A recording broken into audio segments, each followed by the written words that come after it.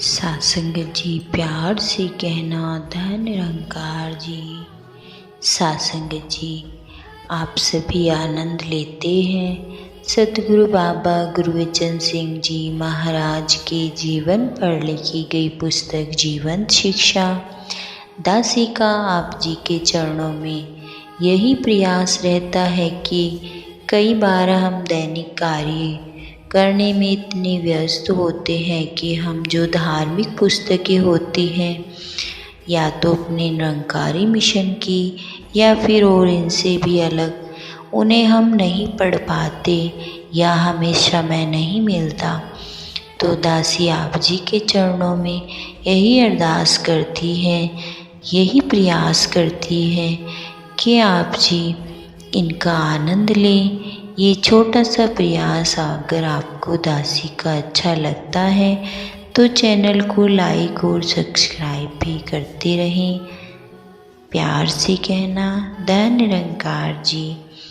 अब हम आगे सतगुरु बाबा गुरबचन सिंह जी महाराज के जीवन पर जो घटी घटनाएं हैं उनके शब्दों का आनंद लेंगे। प्यार से कहना धन निरंकार जी। जैसे सरसों के छोटे से बीज में एक बहुत बड़ा पेड़ छुपा होता है और इसे प्रकट करने के लिए बीज को योग्य धरती, हवा, धूप, पानी, खाद आदि की आवश्यकता होती है, उसी प्रकार हर मनुष्य में कोई न कोई गुण छिपा होता है जिसे प्रकट होने के लिए उस इंसान को अवसर, प्रेरणादायक सहयोग और वातावरण मिलना आवश्यक है। बाबा गुरबचन सिंह जी ने भी अनेकों ऐसे गुमनाम माहिरों को प्रकट होने का अवसर और प्रेरणा दी। जिस प्रकार किसी सोए हुए इंसान को जगाने के लिए बड़े बड़े व्याख्यान नहीं, केवल एक आवाज़ ही काफ़ी होती है, उसी प्रकार किसी व्यक्ति में से कोई गुण उभरने के लिए उसे सचेत करना व आत्मविश्वास प्रदान करना ही बहुत होता है। करनाल का केस चल रहा था।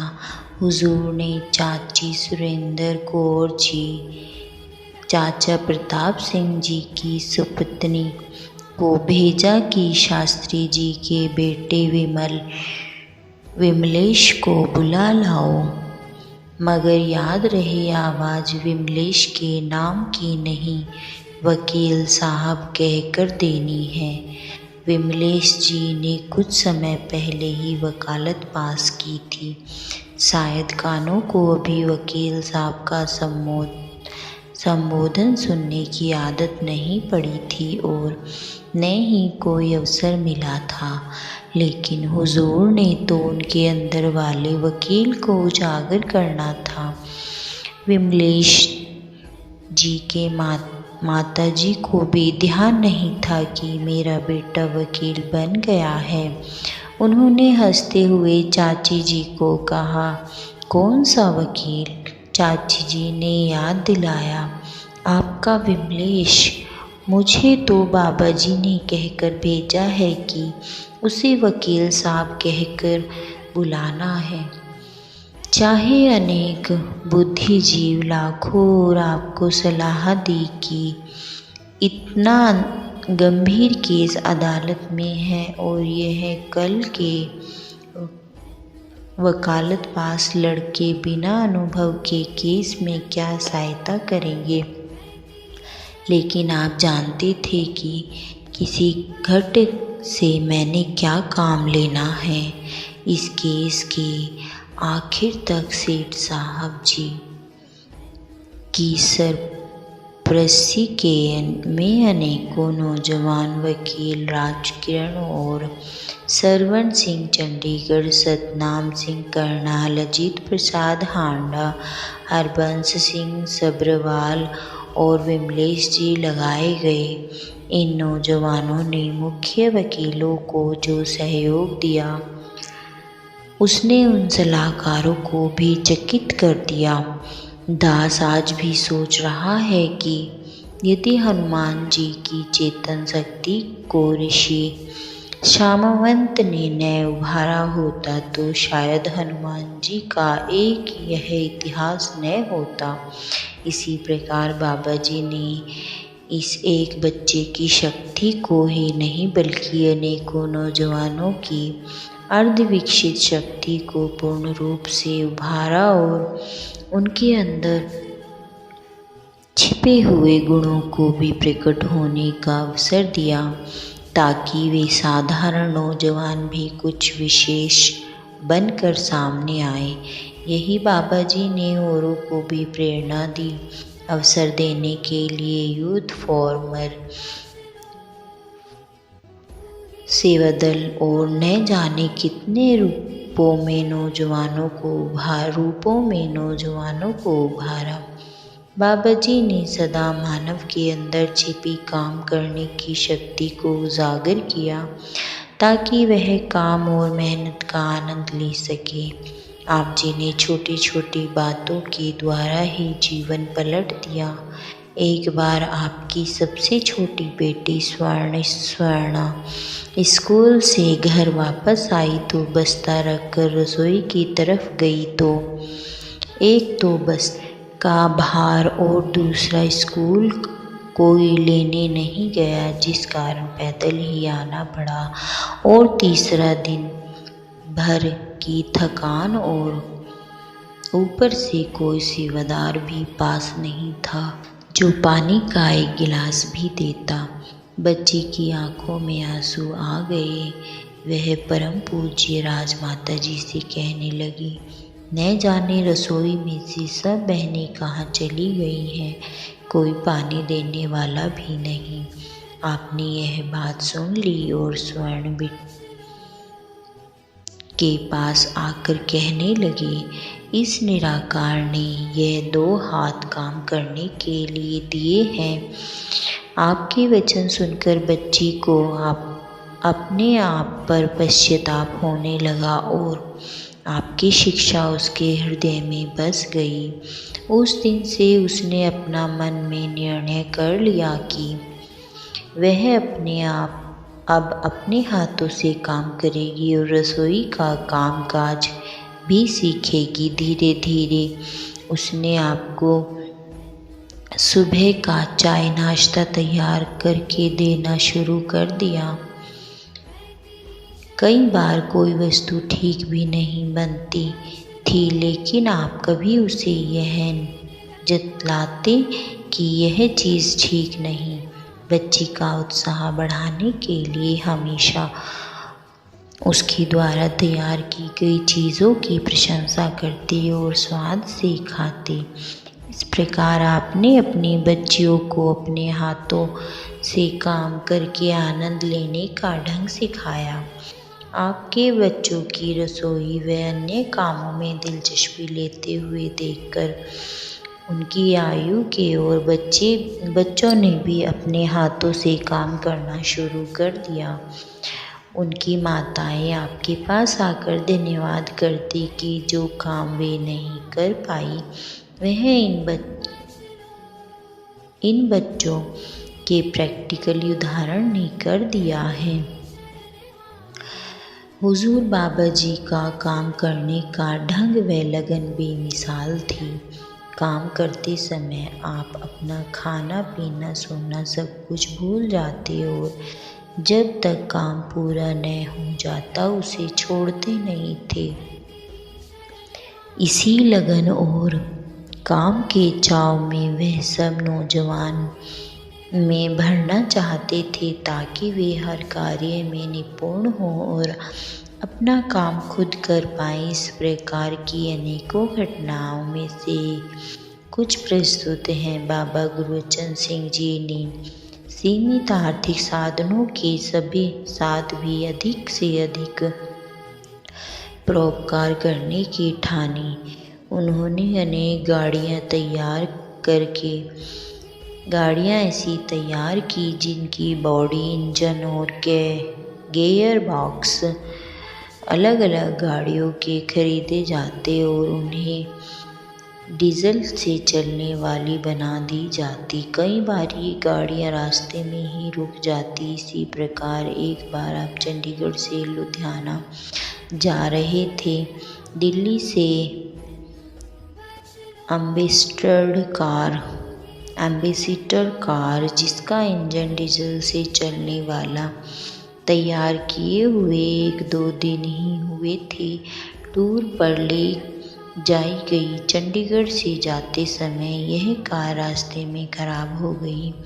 थोड़ा बहुत ठीक करवा कर जब प्रचार पार्टी लुधियाना पहुंची तो कार चालक भाई साहब दिलबाग सिंह जी को आपने कहा, यहाँ से गाड़ी पूरी तरह ठीक करवा लो। जब मैकेनिक इसे खोल कर ठीक करे तो अपने पास खड़े होकर ध्यान से देखना। गाड़ी ठीक हो गई। टूर करके दिल्ली वापस आ गए। यहाँ से फिर बम्बई जाने का कार्यक्रम बनाया गया। वहाँ संत निरंकारी सत्संग भवन पर सारी प्रचार पार्टी ठहरी हुई थी। उस दिन सत्संग शाम का था और सुबह का समय कुछ फुर्सत का था। बाबा जी ने दिलबाग जी को कहा, आज कार का इंजन पूरी तरह खोल दो, साफ सफाई हो जाए। साथ ही आपने लुधियाना में मैकेनिक को इंजन खोलते हुए और फिट करते हुए भी देखा है। अब आप खुद ऐसा करो। दिलबाग जी ने सारा इंजन खोला और हुजूर की निगरानी में दोबारा फिट कर दिया। आपने हंसते हुए दिलबाग जी को फरमाया, अब आपका आत्मविश्वास पक्का हो गया है कि आप गाड़ी केवल चलाते ही नहीं, आवश्यकता पड़े तो ठीक भी कर सकते हैं। हाँ, ड्राइवर को गाड़ी के छोटे मोटे नुक्स दूर करने आने चाहिए, ताकि अगर कोई गाड़ी रास्ते में खराब हो जाए तो न तो वह खुद मोहताज बने और न ही सवारियाँ परेशान हों। इस प्रकार आप छोटी छोटी लेकिन अति सार्थक बात की तरफ भी गुरसिखों का ध्यान दिलाते, ताकि वे हर जगह भी सफलता और प्रवीणता हासिल करें। एक बार आप प्रचार टूर पर जम्मू से कश्मीर जा रहे थे। महापुरुषों का ध्यान हुआ कि हुजूर तो दिल्ली हो या कहीं और सारा समय किसी न किसी काम में लगे रहते हैं। न गृहस्थ की तरफ ध्यान रहता और न ही आराम की तरफ। क्यों न रास्ते में किसी रमणीक और एकांत जगह पर ठहरने का प्रबंध कर लिया जाए, ताकि आपको कुछ आराम मिल सके। यह सोचकर उन्होंने जम्मू और कश्मीर के रास्ते में एक बिल्कुल एकांत जगह, डिक्शन और रमणीक प्रकृति का प्रत्यक्ष रूप पेश करती है।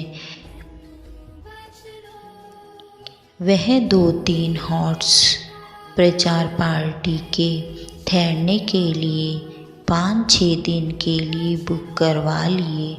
महापुरुषों का ध्यान था कि हुजूर कुछ दिन यहाँ छुट्टियों की तरह बिताएं। हुजूर के साथ गए ड्राइवर ज्ञानी अमर सिंह जी, जो आजकल निरंकारी वर्कशॉप में हैं, को दास ने कहा कि हुजूर का वर्कशॉप में ही दिल रम जाता है और बाबा जी ने यहाँ से सुबह ही चलने का आदेश दिया तो चलना पड़ेगा, क्योंकि खाली बैठना बाबा जी का स्वभाव ही नहीं। इसीलिए सुबह अगर खाली हुए तो कोई न कोई गाड़ी खोल लेना, ताकि हुजूर का दिल भी लगा रहे और हम इस रमणीक वादियों में कुछ दिन तक रह भी सके। अभी दास ज्ञानी जी से बात कर ही रहा था कि अंतर्यामी सतगुरु हट में से बाहर आकर पूछने लगे, शास्त्री साहब क्या कहते हैं? हंसते हंसते ज्ञानी जी ने तरकीब सुनाई कि आपको यहाँ रोकने के लिए गाड़ी का इंजन खोलने का प्लान बन रहा है। हुजूर ने उसी मुस्कुराहट में जवाब दिया, शास्त्री साहब, सचमुच जहाँ कोई काम ना हो वहाँ मेरा दिल नहीं लगता, और तो सत्संग हो या फिर कोई काम, मुझे तो यहाँ दो चीज़ ही अच्छी लगती हैं। इस प्रकार 2 घंटे बाद ही बाबा जी ने सबको प्रस्थान का आदेश दिया। हमारी सब योजनाएं असफल हो गई। दास अनुभव कर रहा था कि हुजूर तो वर्क इन वर्कशॉप का सिद्धांत हमारे सामने रख रहे हैं, ताकि हम इन अनमोल मानव जीवन के हर श्वास की कद्र कर सकें। इस प्रकार आपने समय की कद्र व जीवन को अनमोल बनाने का गुण भी बताया। बाबा गुरबचन सिंह जी ने केवल ब्रह्म ज्ञान देकर आत्मिक मुक्ति ही नहीं बख्शी, बल्कि इस ज्ञान में जीना भी सिखाया। हर कदम पर जीवन की रोशनी दिखाई दी, ताकि गुरसिख का कोई कदम अंधेरे की तरफ इसे न धकेल पाए और कहीं यह दिव्य गुणों से दूर न हो जाए। ऐसे अनेकों दृष्टांत देखने को मिले जब आप अपने मुखार बिंदु को आदेश देकर समझाते कि तुम्हें ऐसा करना चाहिए, ऐसा नहीं करना चाहिए। ऐसे दृष्टांतों में से एक प्रस्तुत है। पूज्य विशन दास नागपाल जी, जो अब संत निरंकारी मंडल के कार्यकारिणी समिति के सदस्य हैं, उस समय मुक्तेश्वर बिजली बोर्ड के दफ्तर में SDO की नौकरी करते थे और साथ ही आसपास के क्षेत्र में ही सत्य की आवाज़ को भी देते रहते। अक्सर आसपास की संगतों में पहुंचते। एक बार भाई साहब सोहन लाल जी मुक्तेश्वर वालों की रिश्तेदारी में एक बहन ने शरीर छोड़ने के संबंध में आपको गंगानगर सत्संग में जाना पड़ा। गंगानगर के प्रमुख महात्मा श्री मोहन लाल जी थे। सत्संग के माहौल और समय की पाबंदी के कारण पूज्य नागपाल जी ने उन्हें कुछ संशय और संक्षेप में बोलने का संकेत किया और उन्हें अच्छा न लगा। इसके बाद कुछ समय तक नागपाल जी गंगानगर नहीं गए। कुछ महीनों बीत गए। नागपाल जी हुजूर बाबा जी के दर्शन करने के लिए दिल्ली आए। जब हुजूर के चरणों में नमस्कार की तो हुजूर ने पूछा, गंगानगर सत्संग करने जाते हो? आपने आसपास की उन संगतों के नाम गिनवा दिए जहाँ वह समय समय पर जाते रहते थे और साथ ही हुजूर के चरणों में पूरी बात बता दी कि वह गंगानगर के बीच में से क्यों छोड़ देते हैं। हुजूर बाबा जी ने एकदम फरमाया, सत्य की आवाज़ के सामने कोई दीवार नहीं होती। फिर गुरुमुख का गुस्सा मन मुटाव तो पानी पर लकीर होता है, पत्थर पर नहीं। बात हुई तो खत्म हो गई। नागपाल जी ने चरणों पर शीश रखकर अपनी भूल के लिए क्षमा मांगते हुए कहा, बाबा जी वैसे ही मन में डर लगा रहता था, इसीलिए गंगानगर जाने की हिम्मत नहीं पड़ी। हुजूर ने एकदम फरमाया, डरने की कोई ज़रूरत नहीं। तुम जाकर भाई साहब के चरणों पर शीश रखकर धन्यवाद करना, वह तुम्हें खुद ही गले लगा लेंगे। गुरुमुख तो पानी की तरह होता है जो नर्मता की जगह पर ही टिकता है, और इनका गुस्सा पानी पर लकीर जो आई और चली गई। नागपाल जी ने नमस्कार की और मुक्तेश्वर पहुंचकर सबसे पहले गंगानगर जाने का ही कार्यक्रम बनाया। सतगुरु के वचनों में बहुत ताकत होती है।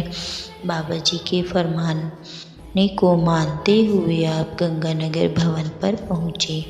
भाई साहब मोहनलाल जी के चरणों पर मस्तक रखकर धनंकार करने की देर थी कि भाई साहब जी ने नागपाल जी को बाहों में भरकर सीने से लगा लिया।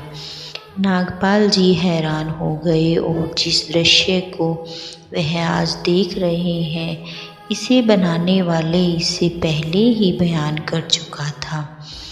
आपने हुजूर बाबा जी के साथ हुई ऐसी सारी वार्तालाप मोहनलाल जी को कह सुनाई और आगे से उन्होंने भी दातार के चरणों से गुरमत के उसूलों पर चल सकने के लिए शक्ति मांगी।